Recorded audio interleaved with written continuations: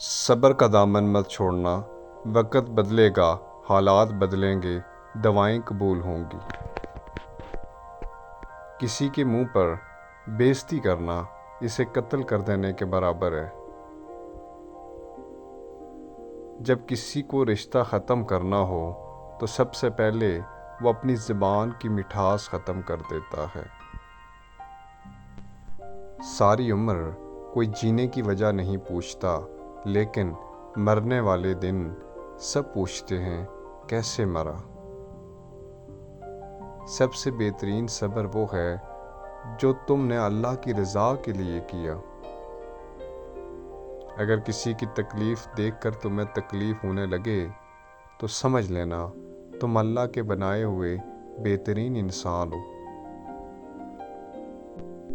اگر زندگی کو ہمیشہ خوشیوں کے ساتھ گزارنا چاہتے ہو تو غم زدہ لوگوں کے غم سنا کرو، کبھی دکھی نہیں رہو گے۔ ہمیشہ ایسے شخص کا چناؤ کرو جو تمہیں عزت دے، کیونکہ عزت محبت سے کہیں زیادہ خاص ہوتی ہے۔ سکون وہ نہیں جو پیسہ دے، سکون وہ ہے جو عبادت سے ملے۔ جب نماز تمہیں سکون دینے لگے تو سمجھ جاؤ اللہ تم سے راضی ہو گیا ہے۔ مغرور آدمی اس پرندے کی طرح ہے جو آسمان کی طرف جتنا بلند ہوتا جاتا ہے، لوگوں کی نظروں میں اتنا ہی چھوٹا ہوتا جاتا ہے۔ رشتوں کے بازار میں آج کل وہ لوگ ہمیشہ ہی اکیلے پائے جاتے ہیں جو دل اور زبان کے سچے ہوتے ہیں۔ دو اعمال ایسے ہیں جن کا ثواب کبھی تولا نہیں جا سکتا، معاف کرنا اور انصاف کرنا۔ اگر وہ تمہیں نہ ملے جسے تم چاہتے ہو تو سمجھ لینا کہ کسی اور نے تمہیں اپنے لیے اللہ سے مانگا ہے۔ پریشانی خاموش رہنے سے کم، صبر کرنے سے ختم اور شکر کرنے سے خوشی میں بدل جاتی ہے۔ غلط بات پر غصہ آ جانا شرافت کی نشانی ہے، لیکن اسی غصے کو پی جانا مومن کی نشانی ہے۔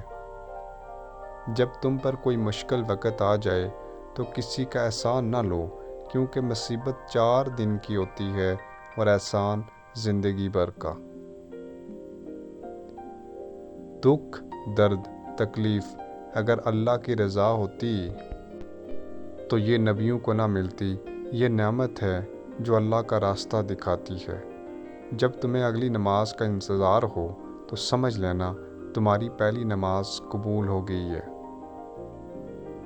کسی کو معاف کر کے اچھا بن جاؤ، مگر دوبارہ اعتبار کر کے بے وقوف نہ بنو۔ کامیابی کی پہلی سیڑھی کوشش ہے، کوشش سے غلطی، غلطی سے سبق، سبق سے تجربہ اور تجربے سے کامیابی حاصل ہوتی ہے۔ جو آپ کی برائی کرتے ہیں انہیں کرنے دیں، کیونکہ برائی وہی کرتے ہیں جو برابری نہیں کر سکتے۔ لوگوں کو اچھا سمجھنا چھوڑ دو، کیونکہ لوگ اندر سے وہ نہیں ہوتے جو باہر سے دکھائی دیتے ہیں۔